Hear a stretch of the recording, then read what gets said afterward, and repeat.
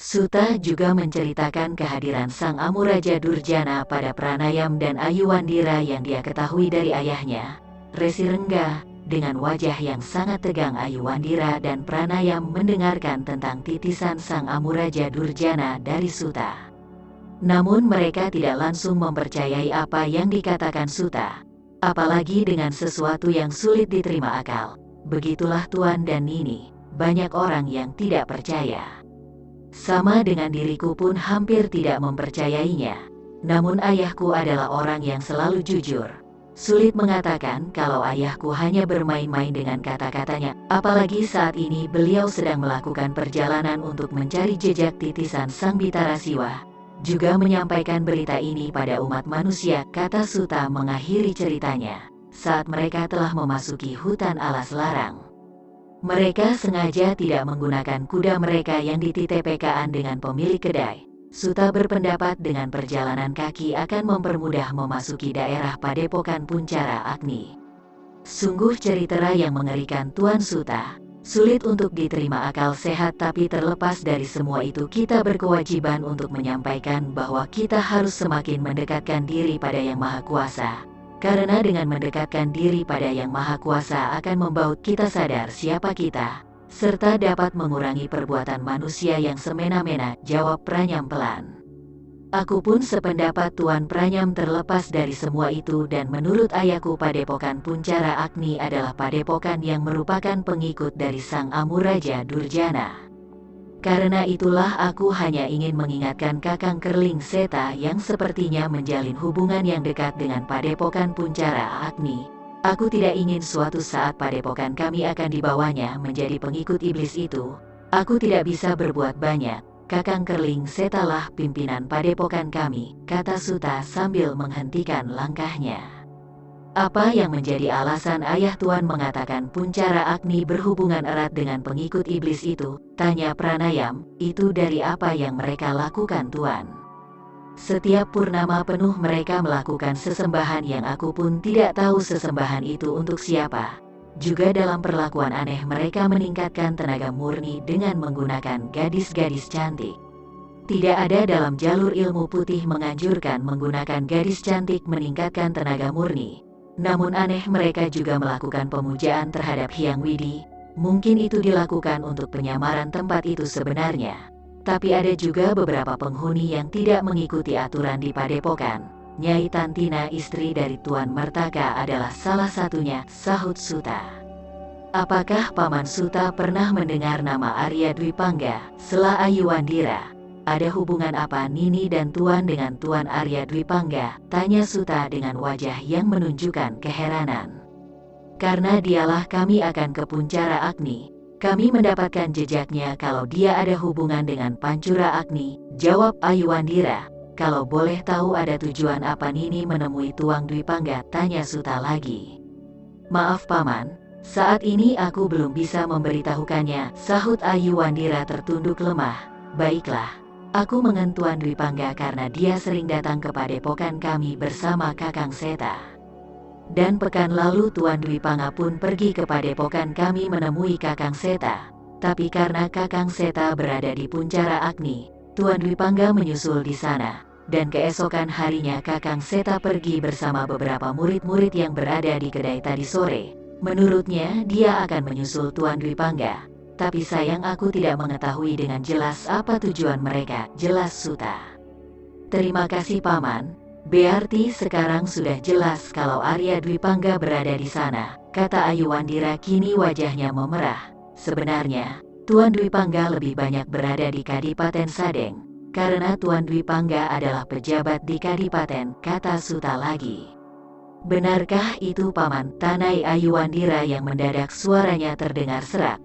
Suta nampak keheranan melihat perubahan sikap Ayuwandira. Namun akhirnya dia menjelaskan juga tentang Dwipangga. Menurut Kakang Seta demikian Nini, dan cara Tuan Dwipangga berpakaian pun menyatakan demikian. Pakaiannya bukan orang kebanyakan. Paman, bolehkah kami meminta bantuan Paman? Tanya Ayuwandira. Kalau Nini dan Tuan merasa saya bisa membantu Tuan dan Nini tentu dengan senang hati Nini, sahut Suta dengan senyuman. Kami mohon paman untuk tidak memberitahukan nama kami yang sebenarnya jika kita sudah berada di Padepokan Puncara Agni. Kenapa demikian, Nini? Tanya Suta dengan wajah keheranan. Kami belum ingin orang yang bernama Arya Dwipangga mengetahui keberadaan kami di sini, paman.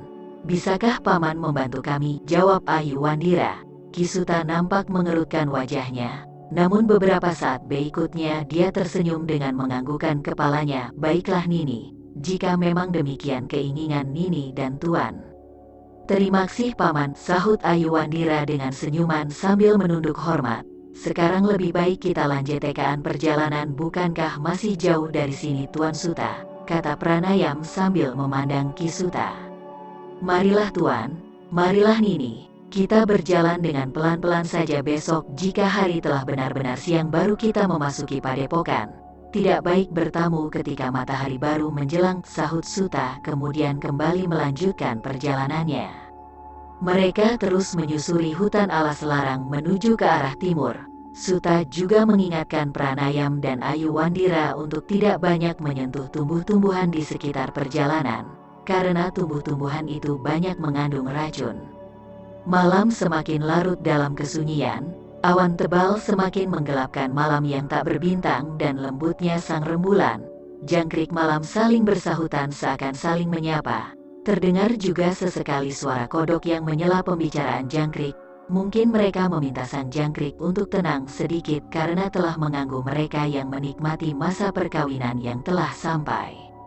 Di malam yang seperti itulah Jambu Nada duduk di depan perapian. Wajahnya nampak sendu. Di sampingnya tergeletak pakaian yang besar, terlihat bercak-bercak darah masih tersisa di pakaian itu. Persis berseberangan dengan perapian, Kamandanu nampak duduk bersila, matanya terpejam. Dari siang hingga malam telah datang Kamandanu masih duduk bersila di atas lempengan batu. Jambu Nada dengan telaten menunggui ayahnya. Hanya saja sebelum matahari tenggelam di batas cakrawala, Jambu Nada pergi ke bukit di atas pedukuhan Kurawan. Anak muda tampan itu hanya memastikan keadaan di bukit itu, yang akhirnya kembali dengan membawa sepotong pakaian yang masih terlihat bercak darah yang telah mengering. Di atas perapian itu nampak juga daging kijang yang telah siap untuk dimakan. Cukup lama daging itu telah matang, tapi rupanya Jambu Nada menunggu ayahnya agar bisa makan bersama-sama. Ketika malam semakin larut menuju puncaknya, perlahan-lahan Kamandanu membuka matanya. Orang tua itu melihat putranya duduk berjongkok menatap perapian yang semakin kecil. Bahkan hanya bara saja yang masih tersisa. Nada, apakah kau tidak makan? Tanya Kamandanu lembut bangkit dari batu itu mendekati Jambu Nada. Jambu Nada menoleh lemah, matanya yang sendu menatap ayahnya. Aku menunggu ayah. Tidak enak kalau makan sendiri, jawab Jambu Nada. Kamandanu tersenyum, kemudian mengambil beberapa potongan kayu meletakkannya di bara perapian. Perlahan-lahan api itu menyala lagi. Kau tidak harus menunggu ayah. Pasti kau telah merasa lapar, marilah kita makan. Nada, sayang dagingnya sudah tidak renyah lagi, kata Kamandanu memberikan potongan paha pada Jambu Nada. Jambu Nada mengambil daging kijang yang disodorkan ayahnya. Bersama-sama mereka mulai memakan daging itu. Tapi tentu mereka hanya memakan sebagian. Tidak akan habis jika mereka makan satu kali saja. Mungkin butuh beberapa hari bagi Kamandanu dan Jambu Nada memakan seekor daging kijang. Jambu memandang daging yang dimakannya, kemudian tersenyum tipis melihat daging itu. Kalau saja ada Eyang Paman Wirot, pasti daging-daging ini akan habis ayah, kata Jambu Nada lirih. Kamandanu yang telah selesai makan mengusap bibirnya, kemudian tersenyum pada Jambu Nada. Tentu Nada, Eyang pamanmu itu sedari dulu memang doyan makan. Ada saja yang dimakannya, hasilnya luar biasa walaupun dia lebih tua dari ayah. Tapi tubuhnya terlihat sehat dan gemuk, kenang Arya Kamandanu. Beliau menyelamatkan aku ayah. Eyang Paman mengorbankan dirinya demi aku ayah. Saat terakhir beliau langsung membenturkan dirinya dengan kekuatan Tuan Layang Samba itu. Walaupun beliau yakin tidak akan selamat dari kekuatan yang ngegerigis itu, kata Jambu Nada menunduk menghentikan makanannya. Kita patut mengenang pengorbanannya Nada. Tapi tak layak kalau kita harus terus berlarut dalam kesedihan. Ayah yakin Paman Wirot akan sangat senang jika kau menghargai apa yang dilakukannya tanpa harus kau sedihi terlalu larut dan lama. Paman Wirot mengambil keputusan tersebut pasti mempunyai alasan tertentu, dan itu terjawab selama Samedi Ayah. Dalam Samedi Ayah bertemu dengan Eyang Empu Sasi, jawab Kamandanu pelan. Wajah Jambu terlihat merautkan keheranan memandang lelaki tua yang sangat disayanaginya sekaligus dihormatinya. Kamandanu yang selalu tersenyum itu mengerti dengan maksud Jambu Nada yang memperhatikannya dengan pandangan penuh tanda tanya. Sewaktu Ayah sadar, Ayah melihat kau larut dalam samedimu. Walaupun dengan susah payah akhirnya Ayah berhasil duduk dan mengatur pernafasan Ayah. Sebenarnya pun Ayah ingin melakukan samedi memusatkan kekuatan naga Puspa Krishna untuk mengurangi rasa sakit di dalam dada Ayah. Tapi sesuatu telah mengurungkan niat Ayah. Tiba-tiba saja Ayah melihat tubuhmu memancar sinar putih yang sangat jernih. Pohon yang meranggas di samping Ayah tiba-tiba saja kembali segar. Ayah kebingungan melihat hal itu. Ayah khawatir sesuatu yang tidak baik telah terjadi, tetapi setelah Ayah cerna dampak yang terjadi adalah sesuatu yang baik. Alam saja sangat terbantu dengan sinar itu, apalagi sinar yang langsung keluar dari tubuhmu. Tentu akan sangat baik pula bagimu, kata Kamandanu sambil memandang putranya. Beberapa saat tempat yang lengang itu semakin lengang. Hanya sesekali terdengar pohon yang berderit tertiupa angin yang berhembus. Nah Keika, hampir setengah hari kau dalam samedimu, dan saat kau tersadar Ayah melihat wajahmu seperti kau baru saja mengalami sesuatu yang sangat menyenangkan. Matamu tersa sejuk terlihat dari pancaran yang membuat hati Ayah semakin tenang. Dan kemudian Ayah melakukan samedi seperti yang kau lihat. Ayah berusaha menggunakan kekuatan naga Puspa Krishna untuk melawan rasa sakit yang semakin mendesak di dada Ayah. Tapi syukurlah Hyang Widi membulkan permintaan Ayah dengan kekuatan naga Puspa. Rasa sakit itu menghilang begitu saja. Saat itulah Ayah bertemu dengan Eyang Empu Sasi. Beliau menceritakan apa yang terjadi padamu, juga menceritakan tentang Sang Amuraja Durjana yang Ayah yakin kau pasti mengetahui. Pelan dan lembut suara yang keluar dari bibir tua Arya Kamandanu. Kemudian orang tua itu meneguk air dingin yang berada di selongsong bambu. Dari hal tersebut, bukankah apa yang dilakukan Paman Wirot untukmu dan untuk Ayah bukanlah kesia-siaan? Beliau mengorban diri demi kebaikan tanah ini, demi umat manusia. Ayah yakin di alam sana Paman Wirot akan tersenyum telah ikut menghadirkan titsan kekuatan Batara Siwa. Bersyukurlah kau Nada, dari miliaran manusia di muka bumi kau terpilih menjadi titisannya. Namun dengan hal itu beban di pundakmu semakin berat. Selain melindungi para kekasih dewa kau juga bertanggung jawab terhadap orang lain. Kau juga harus ingat Nada. Kau hanya manusia biasa seperti Ayah dan yang lainnya yang pada saatnya akan kembali padanya. Karena itu dalam bertindak selalulah dengan jalan dari Hyang Widi. Semakin kau menyadari kekuatan Hyang Widi maka akan semakin mempertebal rasa cinta dan kasih sayangmu terhadap bumi dan isinya. Dengan penuh minat Jambu Nada mendengarkan apa yang dikatakan Kamandanu. Kata-kata itu seperti menyirami hati dan perasanya. Pemuda tampan itu tertunduk dalam, seirama dengan denyut nadinya yang mengendut pelan mengalir hingga mengisi seluruh sudut hatinya. Malam semakin menanjak hingga telah melewati puncak. Ayah dan anak itu masih berbincang-bincang beberapa kejadian yang telah mereka alami. Jambu Nada merasa jalan hidupnya penuh dengan berbagai pertanyaan yang selalu menggulung dalam setiap langkahnya. Tidak pernah terbayang dalam angan-angannya dipertemukan dengan makhluk yang hanya menjadi dongeng. Melebihi kekuatan itu telah menjadi bagian dirinya, telah menjadi nafasnya. Ayah, selanjutnya kita akan kemana Ayah? Tidakkah kita bertemu dengan Putri Lata Manjari? Tanya Jambu Nada sambil menambah kayu di perapian untuk menghangatkan tubuh mereka yang semakin dingin dihembus angin malam. Belum saatnya Jambu Nada. Tapi kita tidak tahu kita akan bertemu di mana, bisa saja dalam perjalanan kita akan bertemu dengannya. Besok siang kita akan ke Sekarwangi. Kemudian kita membayangi padepokan Puncara Agni Dari. Semoga Kakang Dwi Pangga berada di sana. Aku yakin dia telah dibawa Layang Samba, tapi belum jelas kemana. Karena itu tempat pertama yang kita selidiki adalah Puncura Agni. Setelah itu kita akan melihat kegiatan di Kadipaten untuk memastikan gerakan mereka. Barulah kita melaporkan hal ini pada Adimada. Semoga setelah semuanya berjalan sesuai dengan rencana kita akan kembali ke pantai melihat perkembangan Putri Lata Manjari, jelas Kamandanu kemudian merebahkan tubuhnya yang dialasi daun-daun yang cukup lebar. Jambu Nada hanya mengangguk pelan. Dia yakin ayahnya telah mempunyai rencana yang matang. Beberapa saat berikutnya Jambu Nada telah merebahkan tubuhnya. Perlahan-lahan matanya menatap Nun jauh di langit. Walaupun awan yang semakin menipis namun langit tetap terlihat gelap, hingga membawa Jambu Nada larut dalam buaian malam. Sementara itu sebuah bukit yang damai, yang sering pula mereka sebut Bukit Cinta. Entahlah dari mana kata-kata itu lahir, hanya saja banyak perlabuhan cinta antara dua insan manusia yang membawa mereka dalam satu balutan rumah tangga. Gunung Wilis nampak begitu anggun dibaluti awan tebal yang menutupi puncaknya. Sebuah gunung yang damai, pohon raksasa tumbuh berjerat seakan prajurit yang menjaga ratunya. Celah lembah dan lereng yang berjajar menambah keindahan gunung tanpa vulkanis itu.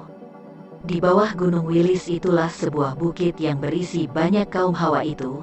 Langit jingga nampak merekah di langit timur. Seorang gadis cantik baru saja keluar dari mulut goa. Di sampingnya wanita yang sudah sangat tua mengiringi langkahnya.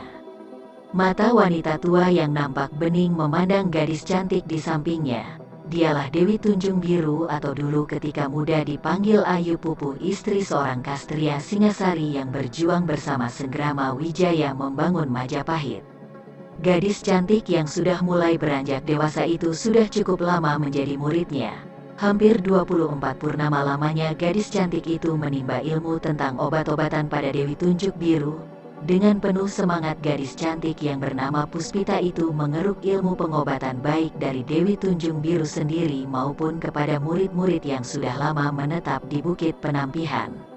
Nah Cahayu, Eyang hanya bisa mengantarmu di sini. Ingatlah pesan Eyang, apa yang Eyang berikan dan kau dapatkan di sini pergunakan dengan sebaik-baiknya. Dalam pengobatan kita tidak memandang warna, semuanya sama, hitam, putih, kuning atau merah. Jika memang perlu pengobatan kita maka dengan keikhlasan kita harus melakukannya. Seorang ahli obat tidak akan mementingkan persoalan pribadi. Seorang ahli pengobatan mengutamakan keselamatan. Siap pun, lembut suara Dewi Tunjung Biru berdiri di regol pondok utama. Puspita mengangguk pelan, nampak kelopaknya telah basah. Sebenarnya berat hati gadis cantik itu meninggalkan Bukit Penampihan, namun jika dia terus berada di tempat itu maka dia tidak akan menemukan apa yang dicarinya. Sebaiknya kau temui ibumu dulu Endok, pastilah ibumu sangat merindukanmu. Kau bisa menemui ibumu secara diam-diam jika kau khawatir akan bertemu dengan ayahmu. Restu seorang ibu adalah restu Hyang Widi, karena itu utamakan restu dari ibumu. Kembali suara lembut Dewi Tunjung Biru mengalun mengisi relung hati Puspita. Baiklah, sekarang berangkatlah Endok. Bukankah kau sudah pamitan dengan bibi-bibimu? Kata Dewi Tunjung Biru memandang Puspita. Sudah Eyang. Baiklah Eyang, terima kasih atas kasih sayang Eyang dan juga telah membimbing aku selama ini. Tidak ada yang dapat aku berikan selain ucapan terima kasih dan melaksanakan petunjuk Eyang, jawab Puspita dengan suara bergetar. Wanita tua itu mengangguk lembut. Semoga Hyang Widi selalu menyertaimu Endok, sahut Dewi Tunjung Biru. Saat berikutnya setelah berpeluk erat Puspita melambaikan tangannya di atas kudanya. Perlahan-lahan kuda yang cukup besar itu mulai menuruni bukit yang nampak tenang dalam pelukan Gunung Wilis. Aku sungguh bingung. Bukankah aku harus ke kota raja? Percuma kalau aku harus kembali ke Padepokan. Tapi aku juga sudah sangat rindu pada ibu. Pastilah ibu selama ini menderita, hidup di tengah-tengah Padepokan yang menurutku aneh, membetin gadis itu sambil terus menderapkan kudanya. Bagaimana kalau aku membawa ibu pergi dari Padepokan? Tapi akan kemana aku membawa ibu? Aku tidak mempunyai tempat lain untuk berteduh, kembali gadis itu membatin. Dalam kebingungan Puspita terus menuruni bukit, hingga dia telah berada di telataran candi. Dia hanya berhenti sebentar memberikan kesempatan pada kudanya istirahat. Saat berikutnya Puspita kembali melanjutkan perjalanan. Setelah sehari penuh terguncang-guncang di atas kuda, Gadis cantik itu menelusuri jalan ke arah timur tanpa disadarinya sekelompok orang mengikutinya dari kejauhan. Tepat ketika setelah melewati sebuah pedukuhan, sekelompok orang itu semakin mempercepat gerakannya. Puspita yang telah memutuskan akan ke kota raja itu semakin mempercepat derap kudanya. Dia berharap masih dapat bertemu dengan tabib wanita yang juga murid Dewi Tunjung Biru di kota raja. Puspita berharap kelak di kota raja dia akan mendapatkan pekerjaan sehingga bisa menetap di sana. Dengan begitu dia akan dapat mengajak ibunya, karena tanpa mempunyai pekerjaan sangat sulit hidup di kota raja. Saat itulah ketika dilihatnya sekelompok orang berkuda semakin dekat berada di belakangnya. Tak beberapa lama orang-orang itu telah menutup jalannya. Puspita menatap orang-orang di sekelilingnya dengan tatapan tajam. Seorang pemuda tampan turun dari kudanya tersenyum memandang gadis itu. "Kita bertemu lagi, Nini. Ternyata tanpa harus dicari-cari kami dapat menemukan Nini. Mungkin di antara kami masih ditugaskan untuk mencari Nini sehingga mereka tidak ada yang pulang ke padepokan," kata pemuda itu menunduk hormat. "Kakang Pragolopati," seru Puspita menggeram. "Benar Nini, aku Pragolopati. Kami sebenarnya tidak ditugaskan mencari Nini, ada tugas yang harus kami kerjakan. Tapi setelah kami melihat Nini, sebaiknya kami mengantarkan Nini pulang dulu," sahut pemuda tampan yang tak lain Pragolopati. "Apa hakmu mengantarkan aku pulang?" "Aku belum mau pulang," sahut Puspita dengan tatapan tajam. "Sebaiknya Nini pulang. Ayah Nini, Tuan Mertaka, masih mencari Nini. Marilah Nini, kami antarkan Nini pulang," kata Pragolopati dengan tenang. "Kalau aku tidak mau pulang, apa yang kalian lakukan?" tanya Puspita yang masih duduk di atas punggung kudanya. "Maafkan kami Nini, kami harus menggunakan kekerasan untuk dapat membawa Nini di adepokan," sahut Pragolopati masih dengan ketenangan. "Kalian berani padaku. Sesungguhnya kami menghormati Nini. Tapi karena Nini tidak bisa dengan cara lembut, kami terpaksa dengan kekerasan. Nah Nini, sebaiknya Nini ikut dengan kami. Masih banyak tugas yang harus kami lakukan," jawab Pragolopati. "Sudahlah, tidak perlu repot-repot mengantarkan aku pulang. Kalian lakukan saja tugas-tugas kalian," sahut Puspita yang bersiap-siap menarik tali kekangnya menerobos kepungan itu. Namun saat itulah beberapa orang maju setelah mendapat syarat dari Pragolopati. "Jangan salahkan aku jika aku melukai kalian," kata Puspita memperingati orang-orang itu. Sepertinya orang-orang itu tidak peduli. Mereka maju bersama-sama karena mereka tahu bahwa Puspita mempunyai ilmu kanuragan yang cukup tinggi. Dan segera saja beberapa orang telah meloncat menyerang Puspita. Dengan lembut Puspita melengking dari kudanya dan melayangkan tangannya ke dada beberapa orang itu. Rupanya gerakan Puspita lebih cepat dari gerakan orang-orang itu. Beberapa orang nampak telah terjatuh. Namun menyusul beberapa orang lagi, Puspita berkelit-kelit lincah sambil menusukkan tangannya dan melibaskan kainnya. Kembali beberapa orang terjatuh. Puspita merasa geram karena ketika mereka terjatuh maka yang lain menyusul, sehingga membuat Puspita telah benar-benar marah. "Cukup, hentikan," teriak Puspita. "Ternyata kalian benar-benar tidak tahu diri. Aku tidak akan bermain-main lagi. Sekali lagi jangan salahkan aku jika aku melukai kalian," bentak Puspita. Gadis cantik itu melompat mundur. Kemudian tangannya bersedekap. Tidak beberapa lama dari tubuhnya memancar sinar kemerahan yang semakin menyala. "Mundurlah kalian," seru Pragolopati. Ternyata pemuda itu tidak mau orang-orangnya terluka mendapat benturan dengan Puspita. Tubuhnya bergetar, kakinya merenggang. Dia telah menyiapkan ajian tameng wajah. Pragolopati tidak mau melukai Puspita, karena itu dia hanya menerapkan aji tameng wajah untuk dapat menahan benturan. Saat berikutnya tubuh Puspita bergulung-gulung di udara dengan balutan merah. Benturan keras tidak dapat terelakkan. Percikan api menyembur ke udara, tubuh Puspita terhentak ke belakang. Namun dengan cepat dia mendaratkan kakinya ke tanah agar tidak terjatuh. Gadis itu berjongkok menahan sesak di dadanya. Sementara itu Pragolopati hanya mundur beberapa langkah. Kakinya tetap merenggang seakan menghujam ke tanah. Wajah anak muda itu nampak meringis, namun itu hanya beberapa saat. Kembali wajahnya tersenyum memandang Puspita yang masih berjongkok. "Percuma Nini, Benturan ajian Komala Agni Nini tidak akan berpengaruh besar padaku. Rupanya Nini sudah jarang melatih ajian itu, kata Pragolopati dengan suara tenang. Puspita menggeram, namun dia tidak mau menyerah kembali. Dia menerapkan ajian Komala Agninya hingga ke puncak. Dia tidak mau pulang ke padepokan dan diserahkan pada ayahnya. Kembali tubuhnya melengking dengan balutan kemerahan mengarah ke tubuh Pragolpati yang berdiri dengan tegap. Namun kali ini Pragolopati tidak hanya diam dan berdiri, tubuhnya pun meloncat menyusul arah tubuh Puspita yang menggulung. Tangan Puspita mengembang mendaratkan tangannya, tapi dia hanya mendaratkan ruangan kosong. Begitu cepat tubuh Pragolopati turun, kemudian terasa belakang Puspita serasa mati. Darahnya tiba-tiba berhenti mengalir.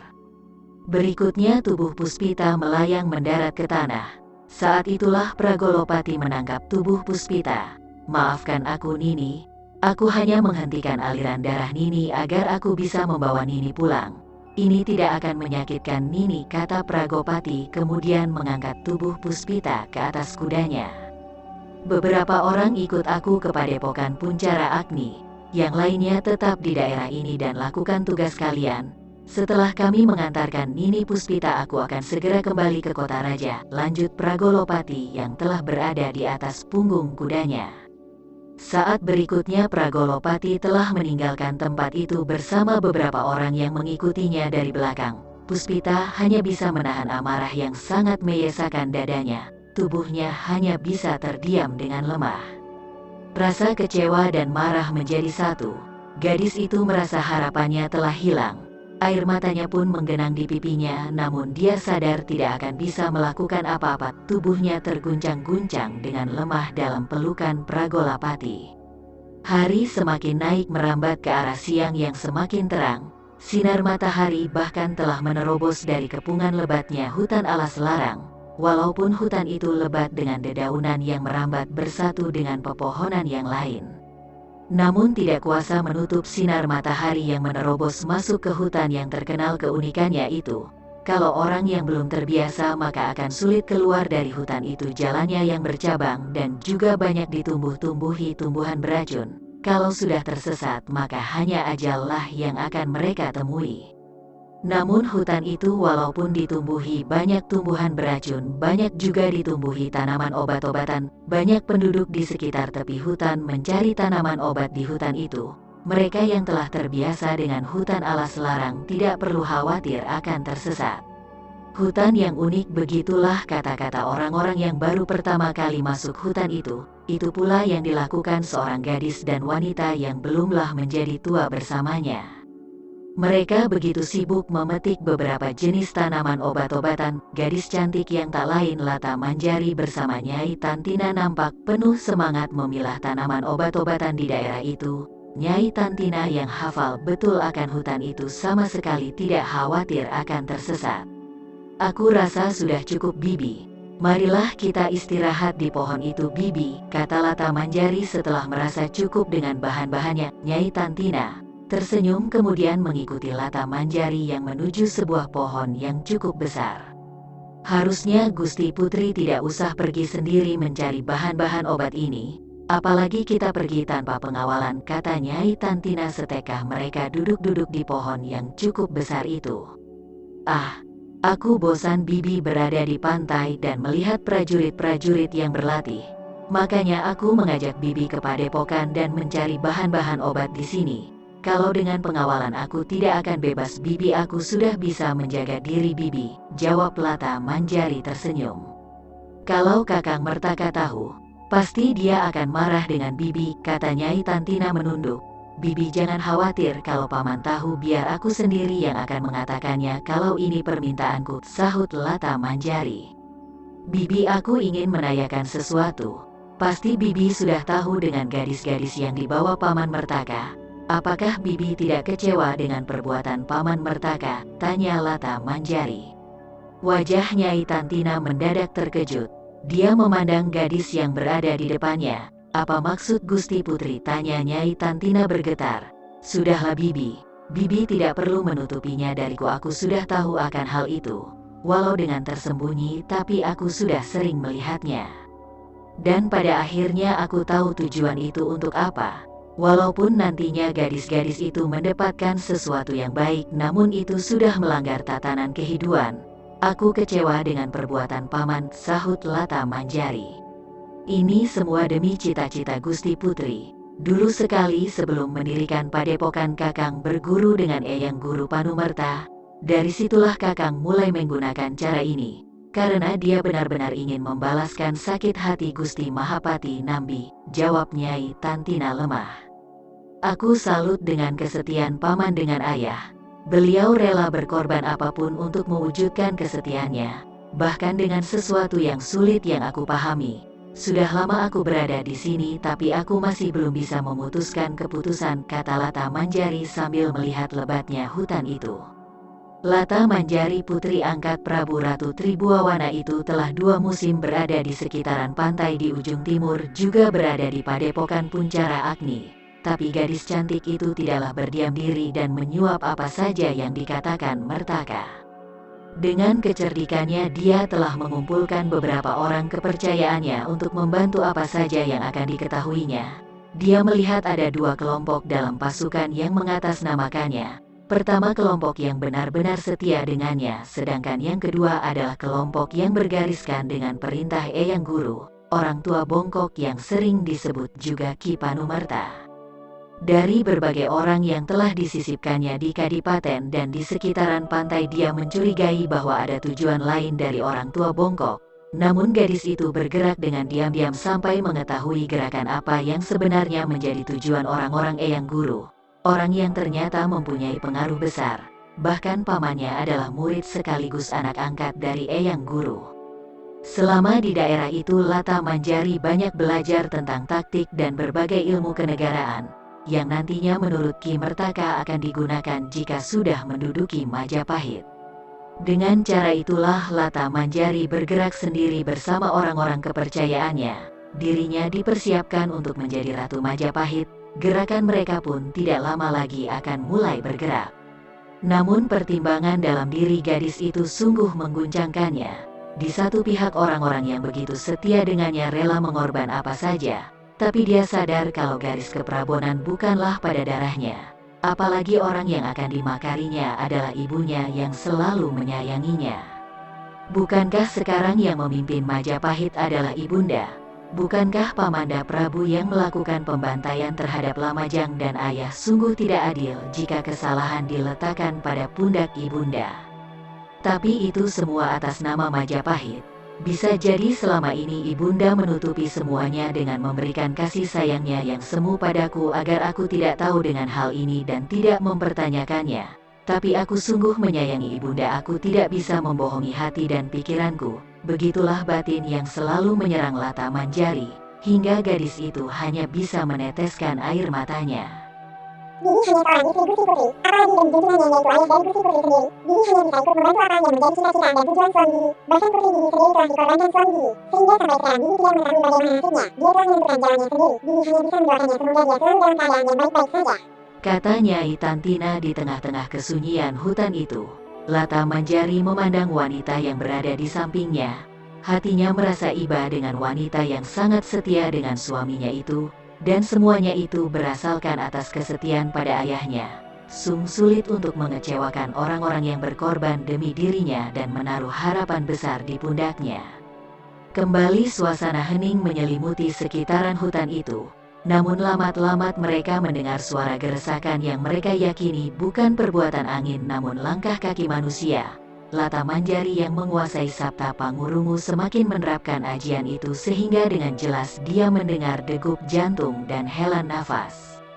Bibi, ada beberapa orang yang juga berada di sini, sebaiknya kita mencari tempat yang lebih terlindung. Kita lihat siapa mereka, kata Lata Manjari dengan suara lirih. Nyai Tantina hanya mengangguk pelan. Kemudian mereka bergerak dengan mengendap mereka menuju semak dan pohon yang lebih rimbun. Tunggu Bibi, sepertinya aku mengenal kedua orang itu, kata Lata Manjari berbisik. Lelaki yang di sebelah mereka itu adalah adik dari Kakang Seta. Dia adalah Kakang Suta. Bibi rasa mereka tidak berniat jahat. Bibi kenal dengannya. Marilah Gusti Putri kita temui mereka, kata Nyai Tantina hendak menarik lengan Lata Manjari. Tunggu dulu Bibi, Kedua orang itu adalah prajurit Majapahit Bibi. Bisa jadi mereka sudah mencium kegiatan kita di sini Bibi, sela Lata Manjari. Benarkah demikian Gusti Putri? Tanya Nyai Tantina dengan wajah menegang. Mereka berdua adalah orang sangat aku kenal Bibi. Mereka adalah orang yang baik, membela negeri mereka tanpa mengharapkan imbalan. Mereka juga orang-orang yang sangat aku sayangi. Aku bingung harus bagaimana, aku juga tidak ingin mereka tahu aku berada di sini. Itu bisa membahayakan orang-orang di sini, jawab Lata Manjari dengan wajah yang nampak bingung. Lalu apa yang harus kita lakukan Gusti Putri? Sepertinya arah mereka ke padepokan Gusti. Begitu pelan suara Nyai Tantina ketika rombongan kecil itu semakin mendekati di mana mereka bersembunyi. Sebaiknya kita ikuti mereka dari belakang saja Bibi. Kita lihat apa yang mereka lakukan, jawab Lata Manjari pelan. Dengan mengendap-endap Lata Manjari dan Nyai Tantina mengikuti ketiga orang yang tidak lain Pranayam, Ayu Wandira dan Kisuta. Ayu Wandira yang telah mengetahui ada yang mengikutinya berusaha untuk tenang. Begitu pula Pranayam dan Kisuta dalam diam mereka sepakat untuk membiarkan saja orang itu mengikuti mereka. Karena menurut pemikiran Kisuta mereka memang benar-benar berniat akan ke Puncara Agni menemui Kerling Seta. Jadi tidak ada hal yang perlu dikhawatirkan.